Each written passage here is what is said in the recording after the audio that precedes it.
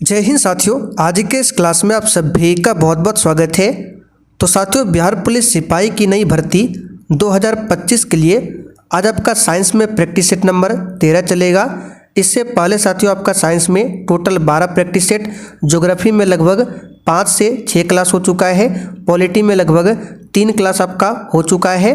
और साथियों, अगर आपका इसमें से कोई भी क्लास छूटा हुआ है तो क्लास के लास्ट में हम आपको बिहार पुलिस बैच के बारे में बताएंगे। इस बैच के बारे में यहाँ पर आपको सब वीडियो मिल जाएगा, प्लस क्लास का जो भी PDF है, नोट्स है, सारा कुछ आपको मिल जाएगा। तो चलिए, शाम के 7:30 बज चुके हैं, फटाफट से आप लोग लाइव चैट के साथ जुड़ जाइए। तो साथियों, आज का पहला क्वेश्चन देखिए, हेपेटाइटिस किस अंग से संबंधित बीमारी है? आँख, लीवर, हृदय या फिर डी फेफड़ा? चलिए, क्वेश्चन नंबर 1 के लिए आप लोग आंसर बताइए। बहुत ही शानदार क्वेश्चन है। और देखिए साथियों, प्रत्येक स्टूडेंट को नीचे लाइव चैट में अपना अपना आंसर करना है, जिससे आप सभी का प्रॉपर तरीके से रिवीजन हो सके। चलिए बताइए, क्वेश्चन 1 के लिए आंसर क्या होगा? हेपेटाइटिस किस अंग से संबंधित बीमारी है? तो देखिए, हेपेटाइटिस की बात करें, इसी को पीलिया कहा जाता है। क्या कहा जाता है? पीलिया। ठीक है। और पीछे साइंस क्लास में हमने आपको बताया था, अगर किसी को पीलिया हो जाता है तो शरीर का कौन सा अंग प्रभावित होता है? तो लीवर। ठीक है, लीवर को ही कहा जाता है यकृत। ठीक है, तो अगर किसी को पीलिया होता है तो शरीर का कौन सा अंग प्रभावित होता है? यकृत, जिसको लीवर कहा जाता है।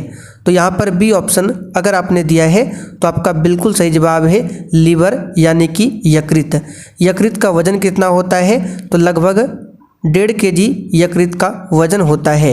यहाँ से क्वेश्चन बनता है कि विटामिन ए कहाँ पर संचित होता है? तो विटामिन ए जो है शरीर में यकृत में संचित होता है। यूरिया का निर्माण कहाँ पर होता है? तो इसी यकृत में। पित्त कहाँ से निकलता है? इसी यकृत से पित्त का स्राव होता है। यकृत ग्रंथि मानव शरीर की सबसे बड़ी ग्रंथि है। तो ये सब क्वेश्चन आपको ध्यान रखना है।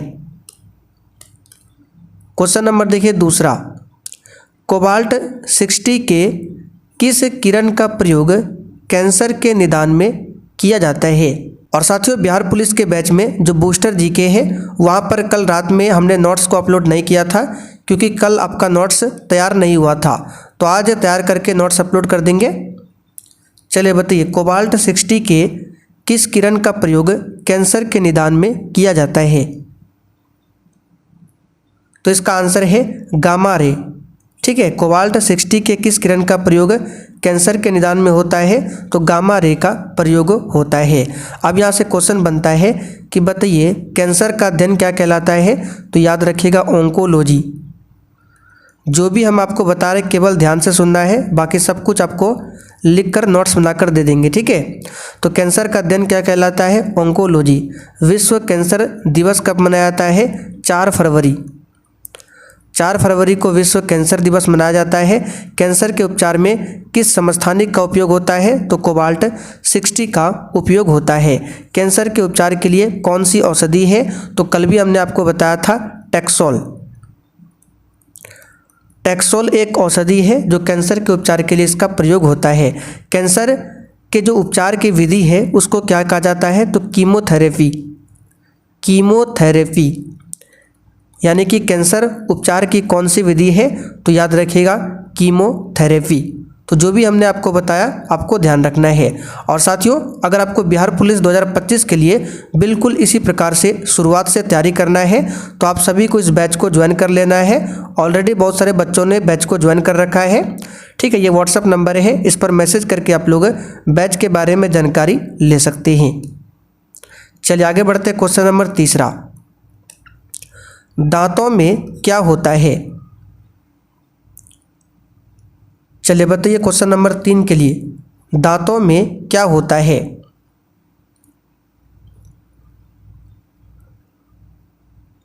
तो दांतों में होता है कैल्शियम। यहाँ पर बी ऑप्शन जो भी बच्चे बता रहे हैं उनका बिल्कुल सही जवाब है। और दांत की बात करें तो दांत का जो ऊपरी परत होता है वो किसका बना होता है? तो इनामेल का बना होता है। आगे देखिए, क्वेश्चन नंबर 4, किस विटामिन का संबंध रक्त के थक्का से है? तो ये क्वेश्चन कई बार करा चुके हैं और सभी विटामिन के बारे में भी आपको बता चुके हैं और इसका प्रॉपर एक नोट्स भी हमने आपको डाल दिया है। तो इसका आंसर हो जाएगा विटामिन के। तो रक्त का थक्का से संबंधित कौन सा विटामिन है? तो विटामिन के है। इसका रासायनिक नाम है फिलोक्विनोन। अच्छा बताइए, किस विटामिन को हार्मोन विटामिन भी कहा जाता है? तो कल हमने आपको बताया था विटामिन डी, इसको हार्मोन विटामिन भी बोला जाता है। क्वेश्चन नंबर 5, एक वयस्क के शरीर में रक्त की मात्रा कितनी होती है? सेशन के लास्ट में आप सभी को कमेंट करके बताना है कि आपने आज कितने स्कोर किए हैं। चलिए बताइए, एक वयस्क के शरीर में रक्त की मात्रा कितनी होती है? तो इसका आंसर है 5 से 6 लीटर। अब रक्त की बात करें, इसके बारे में काफ़ी बार हमने आपको बताया है। इसका पीएच मान 7.4 होता है। रक्त क्षारीय प्रकृति का होता है। रक्त किस प्रकार का ऊतक है? तरल संयोजी ऊतक है। रक्त का निर्माण कहाँ पर होता है? अस्थि मज्जा में होता है। ये सब हम आपको बता चुके हैं। अगला क्वेश्चन देखिए, ईसीजी किससे संबंधित है? चलिए क्वेश्चन नंबर 6 के लिए आप लोग आंसर कीजिए। और साथियों, अगर आपने अभी तक बिहार पुलिस 2025 के लिए तैयारी स्टार्ट नहीं किया है तो आप लोग बहुत बड़ी गलती कर रहे हैं। आप सभी जानते हैं कि इस बार फिर से बिहार पुलिस में बम्पर पदों पर भर्ती आ रही है। तो साथियों, कहीं ऐसा ना हो कि ये भर्ती भी आपके हाथ से निकल जाए। ऑलरेडी बहुत सारे बच्चे इस भर्ती की तैयारी में लग चुके हैं। तो आप लोग पीछे मत रहिए, आज से ही अपनी तैयारी को स्टार्ट कीजिए और बिल्कुल शुरुआत से तैयारी करना है। तो जो पीछे हमने आपको बैच बताया वहाँ पर व्हाट्सअप नंबर है, उस पर मैसेज कीजिए और बैच के बारे में जानकारी ले सकते हैं। तो देखिए, ईसीजी किससे संबंधित है? तो याद रखिएगा, ये हृदय से संबंधित है। ईसीजी की बात करें, इसका फुल फॉर्म क्या होता है? इसका फुल फॉर्म होता है इलेक्ट्रोकार्डियोग्राफ। और एक होता है ईईजी, ये आपका मस्तिष्क से संबंधित है, ईईजी। और ईसीजी जो है ये हृदय से संबंधित है। एक पूछा जाता है डीपीटी, ये क्या है? तो ये एक प्रकार का टीका है। डीपीटी एक प्रकार का टीका है और ये किस रोग में दिया जाता है? तो डिप्थीरिया, काली खांसी और टिटेनस के लिए दिया जाता है डीपीटी का टीका। एक होता है बीसीजी का टीका, इसके बारे में कई बार बता चुके हैं। टीबी रोग यानी कि क्षय रोग के लिए बीसीजी का टीका दिया जाता है। और इस टीका की खोज किसने किया था? रॉबर्ट कोच ने किया था। अगला क्वेश्चन देखिए, योग्यतम की उत्तरजीविता की बात किसने किया था? बिल्कुल टॉप लेवल का क्वेश्चन है। चलिए आंसर बताइए। और साथियों, आज से पहले सब्जेक्ट वाइज में जो भी क्लास आपका छूटा हुआ है, चाहे वो ज्योग्राफी का हो, चाहे वो पॉलिटी का हो, चाहे वो साइंस का हो, सब क्लास आपको मिल जाएगा उसी बैच में जो हमने पीछे आपको बैच बताया। तो यहाँ पर देखिए, योग्यतम की उत्तरजीविता की बात किसने किया? इसका आंसर क्या हो जाएगा? चार्ल्स डार्विन ने। किसने किया? चार्ल्स डार्विन ने। चार्ल्स डार्विन ने एक सिद्धांत दिया था नेचुरल सिलेक्शन का। नेचुरल सिलेक्शन का सिद्धांत किसने दिया था? चार्ल्स डार्विन ने। इसी सिद्धांत को हिंदी में कहा जाता है प्रकृति चयन। तो प्रकृति चयन का सिद्धांत किसने दिया था? चार्ल्स डार्विन ने। हरगोविंद खुराना की बात करें तो प्रयोगशाला में जीन का संश्लेषण किसने किया था? तो इसी हरगोविंद खुराना ने। और इसी के लिए 1968 में हरगोविंद खुराना को नोबेल पुरस्कार से सम्मानित किया गया था। किस क्षेत्र में नोबेल पुरस्कार मिला था हरगोविंद खुराना को? तो चिकित्सा के क्षेत्र में। कब मिला था? 1968 में। चलिए आगे देखिए क्वेश्चन 8, निम्नलिखित में से कौन सा बर्ड फ्लू वायरस है जिसे एवियन फ्लू वायरस भी कहा जाता है? तो एक होता है बर्ड फ्लू वायरस और एक होता है स्वाइन फ्लू वायरस।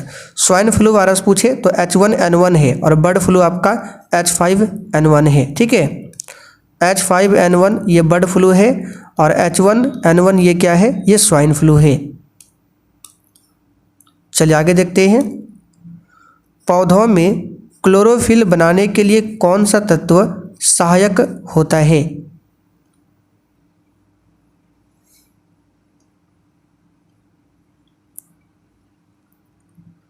तो सिंपल सा क्वेश्चन है, मैग्नीशियम सहायक होता है। अच्छा, हीमोग्लोबिन में कौन सा तत्व होता है? तो फेरस यानी कि आयरन। चलिए क्वेश्चन नंबर देखिए 10, प्रकाश संश्लेषण का अंतिम उत्पाद क्या है?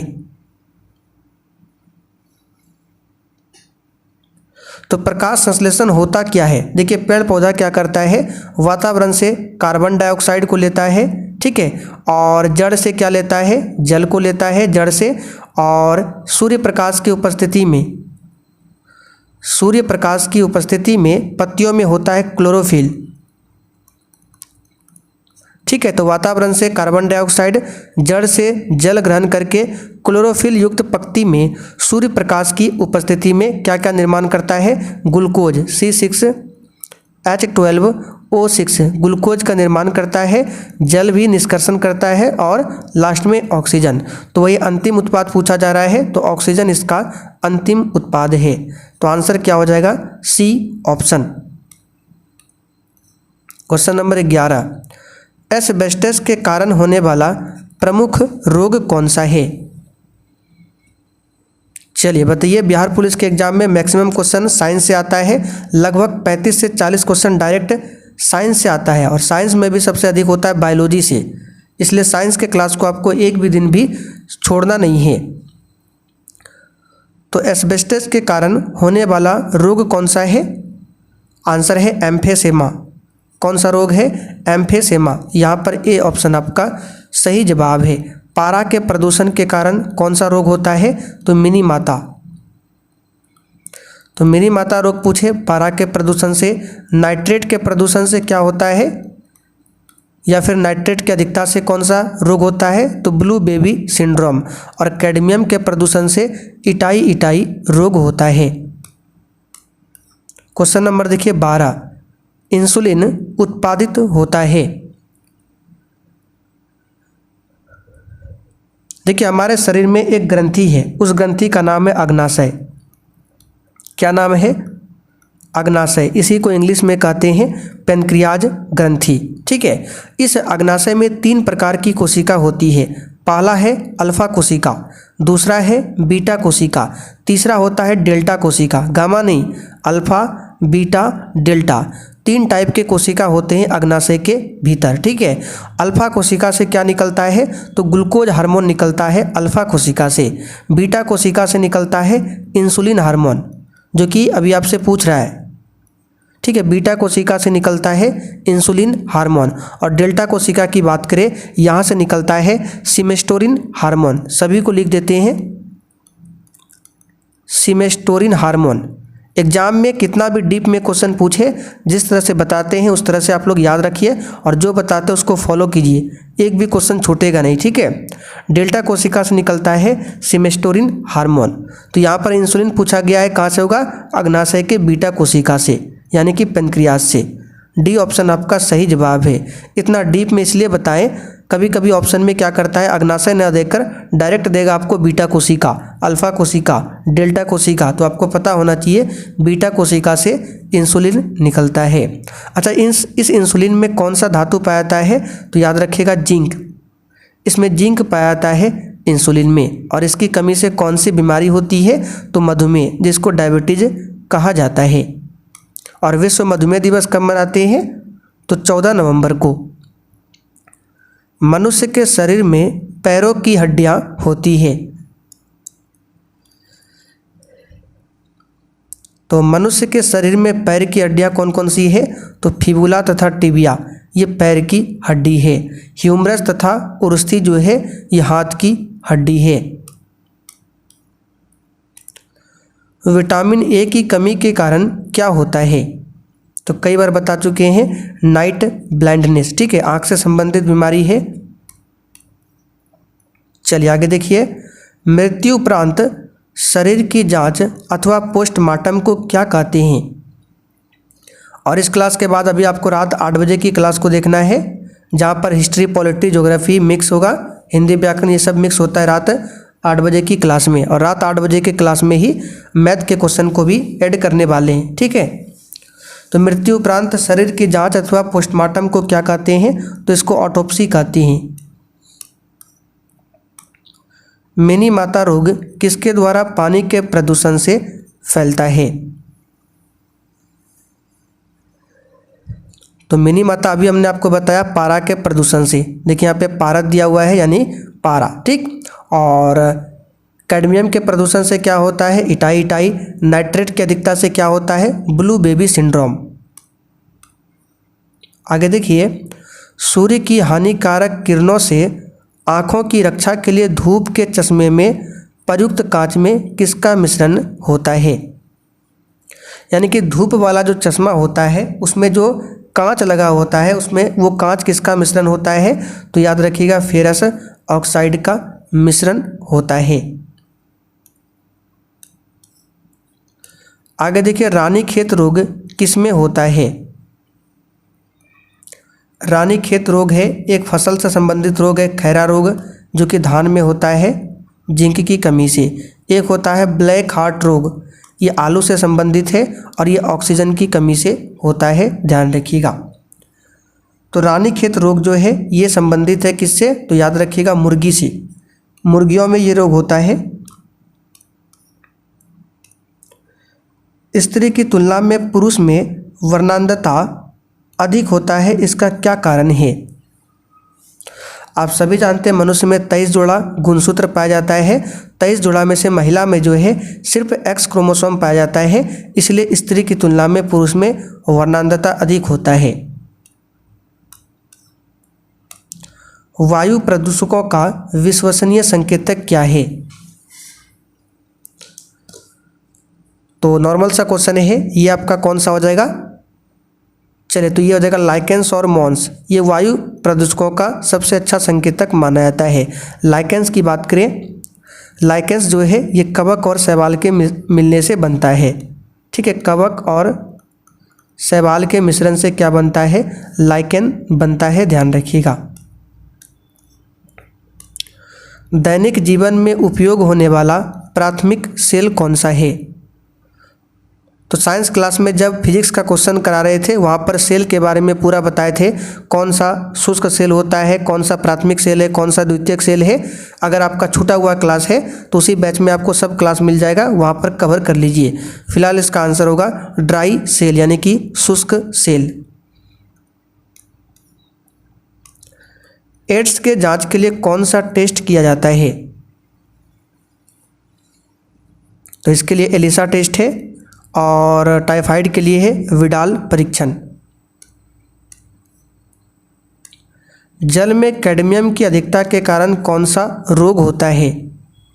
ये बता चुके हैं, कैडमियम के अधिकता से itai itai, blue baby syndrome nitrate की अधिकता से। ठीक है, चलिए, नकदी फसलें कौन सी है? देखिए, नकदी फसल में क्या होता है, मार्केट में ये हाथों हाथ पैसा इसमें मिल जाता है, यानी नगद आपको पैसा मिल जाएगा। तो जोड़ा में बताना है क्या गेहूं और बाजरा है? ठीक है, गेहूं बाजरा होगा, फूल गोभी और मक्का होगा, गन्ना कपास होगा या उड़द या मूंगफली। तो गन्ना और कपास नगदी फसल का उदाहरण है। गन्ना सबसे अधिक कहाँ पर होता है? उत्तर प्रदेश में होता है। कपास सबसे अधिक किस मिट्टी में होती है? काली मिट्टी में। गेहूं में रस्ट बीमारी होती है। खैरा धान से संबंधित है, ब्लैक हार्ट आलू से संबंधित है और रस्ट बीमारी गेहूं से संबंधित है। और ये होता है कवक। ठीक है, कवक यानी कि फंगस के कारण होता है। कवक का अध्ययन क्या कहलाता है? माइकोलॉजी। आगे देखिए, अल्फा टॉक्सिन्स खाद्य विषाक्त के कारण कौन सा अंग प्रभावित होता है?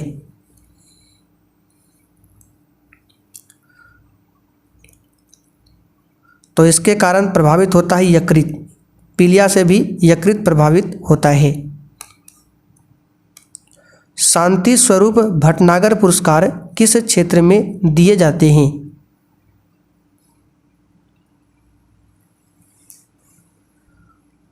तो ये विज्ञान के क्षेत्र में दिए जाते हैं। कलिंग पुरस्कार भी विज्ञान के क्षेत्र में दिया जाता है। ठीक है, ग्रैमी अवार्ड संगीत के क्षेत्र में दिया जाता है। ज्ञानपीठ पुरस्कार बताइए किस क्षेत्र में दिया जाता है? चलिए आगे देखते हैं, ट्रेकोमा किस अंग को प्रभावित करता है? और जिन्होंने सेशन को लाइक नहीं किया है, आपसे रिक्वेस्ट है आप लोग सेशन को साथ में लाइक करते चलिए। तो ट्रेकोमा हो गया, जीरोथ्लेमिया हो गया, ये सभी आँख से संबंधित बीमारी है।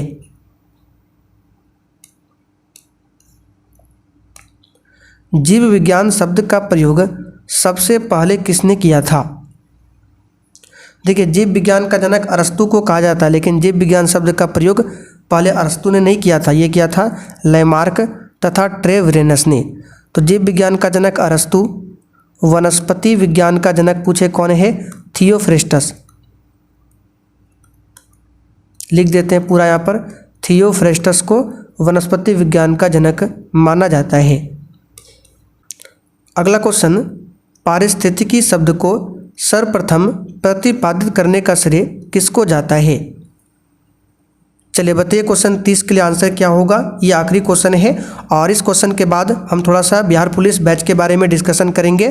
तो जिन्होंने बैच ले रखा है आप लोग इस क्वेश्चन के बाद वीडियो को छोड़कर जा सकते हैं, और जिनको मालूम नहीं है आप लोग बने रहिए, आपको बताएंगे। तो पारिस्थितिक शब्द को सर्वप्रथम प्रतिपादित करने का श्रेय आता है रीटर को। किसे जाता है? रीटर को। तो चलिए अब आप लोग कमेंट करके बता दीजिए आपने 30 क्वेश्चन में से आज कितने क्वेश्चन सही किए हैं। अब चलिए बैच के बारे में थोड़ा सा आपको बता देते हैं।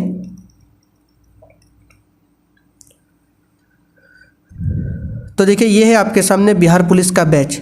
सबसे पहले बैच कहाँ पर मिलेगा? तो प्ले स्टोर पर आपको चले जाना है और सर्च करना है सक्सेस वर्ल्ड MCQ। इसका लिंक आपको डिस्क्रिप्शन बॉक्स में भी मिल जाएगा, सक्सेस वर्ल्ड MCQ। ठीक है, इसको टाइप करके इसको अपने मोबाइल में इंस्टॉल कर लेना है। उसके बाद आपको ऑल कोर्स पर क्लिक करना है।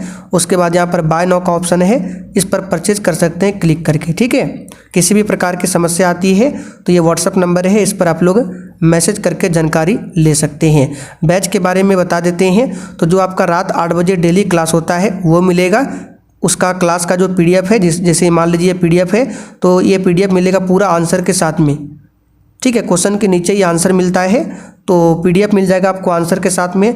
सब्जेक्ट वाइज आपको क्लास मिल जाएगा। ठीक है, क्लास का PDF भी मिल जाएगा आंसर के साथ में। शॉर्ट नोट्स मिल जाएगा। ये सबसे ज़्यादा इंपॉर्टेंट है एग्जाम के लिए। यहाँ से आपके एग्जाम में डायरेक्ट क्वेश्चन फंसते हैं। ठीक है, तो इसको कवर करना है बिहार पुलिस के बैच में। उसके बाद बूस्टर GK मिल जाएगा। बूस्टर GK में यानी कि जो क्वेश्चन हम बताते हैं, ये सारा एक्स्ट्रा क्वेश्चन इसका पूरा लिखकर हम नोट्स तैयार करके देते हैं इसी बूस्टर नोट्स में। उसके बाद यहाँ पर आप लोग देख सकते हैं बिहार पुलिस का जो पिछले 12-13 साल का क्वेश्चन बैंक है, ये भी आपको मिल जाएगा 1 लाइनर फॉर्म में। और भी बहुत सारी चीज़ें हैं, आप लोग बैच में जाकर देख सकते हैं। तो चलिए आज के लिए इतना ही, तब तक के लिए जय हिंद।